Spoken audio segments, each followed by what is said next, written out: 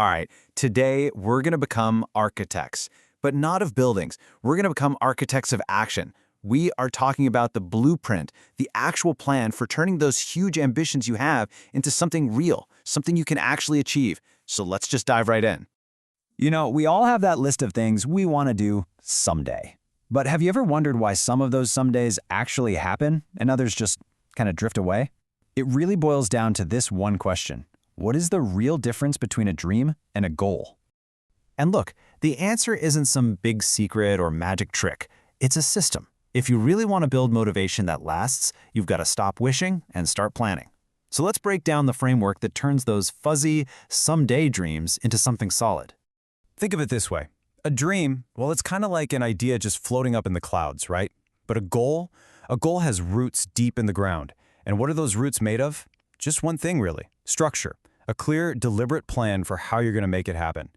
So how do you build that structure? Well, here is the absolute best tool for the job, the SMART Goal Framework. And I know, it sounds like some corporate acronym, but it's so much more than that. It's a system that's literally designed to give your brain everything it needs to get going. Clarity, focus, accountability. It basically forces you to answer, what exactly do I want, how will I know I've got it, and when am I going to get it done? And this example just nails it. Saying, I want to do better in math. That's a dream. It's fuzzy. But saying, I will raise my grade by 10 points in the next month by completing all my assignments and studying for all tests, see the difference? That is a goal. It's specific, measurable, achievable, relevant, and timely. Now that's a plan you can work with. Okay, so now you've got a solid plan. Awesome.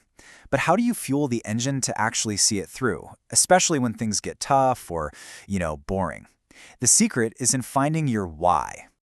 So it turns out there are two types of fuel for your engine. You've got extrinsic motivation, which is like getting a push from the outside, a reward like a new phone or avoiding a punishment like a bad grade.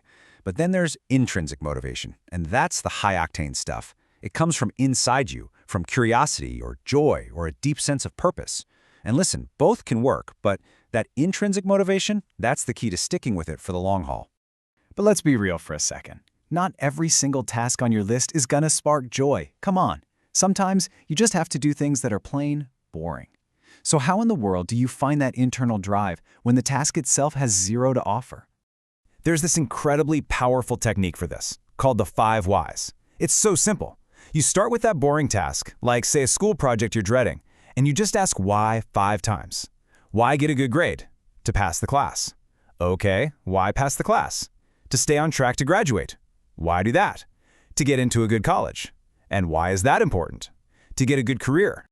And boom, just like that, you're not just doing some tedious project anymore. You are taking a critical step towards building the life you actually want. And this just shows you a fundamental truth. Motivation grows when you attach meaning to things. And you can find that meaning in almost any task if you dig deep enough. All right, so we have a clear plan, and we've got the right fuel. The next piece of the puzzle is building the daily habits that make success feel kind of automatic. Let's look at a few super simple but powerful hacks for your toolkit. Okay, first up is something called temptation bundling. This is just a brilliant little bit of psychological jiu-jitsu. You take something you should be doing, but maybe you're putting off, and you link it directly to something you genuinely love to do. And here is the absolute classic example. You want to go to the gym more, right? And you're also totally hooked on that new show everyone's talking about.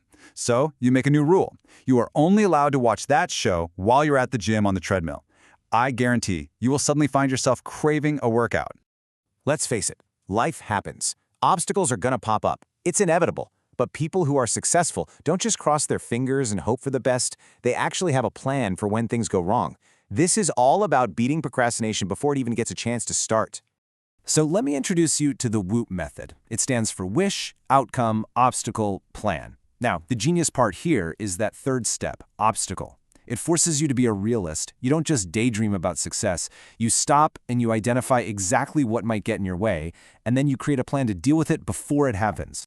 And this is what that plan actually looks like in practice. It's a super simple if-then statement. So if my friends text me to hang out on a study day, then I will make plans with them for a different day. You're identifying a specific trigger, that text message, and you've already decided what you're going to do. This makes the decision automatic, so you're not burning through all your willpower in that moment. So we have the plan, we know our why, we've even planned for obstacles.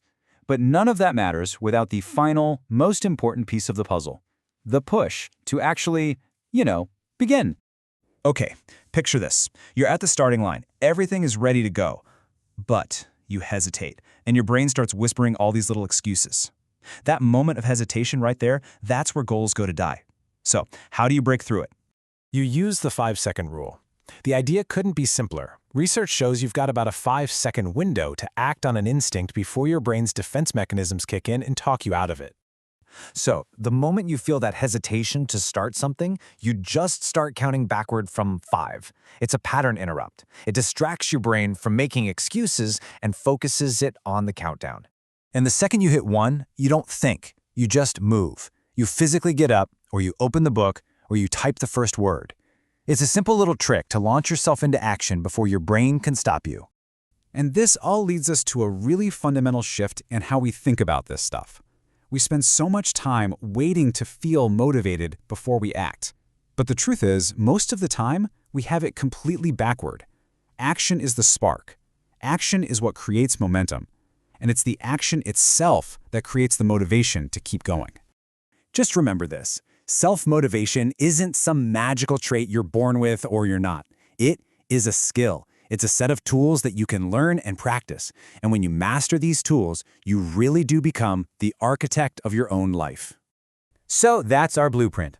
The only thing left now is for you to answer this question. And don't overthink it.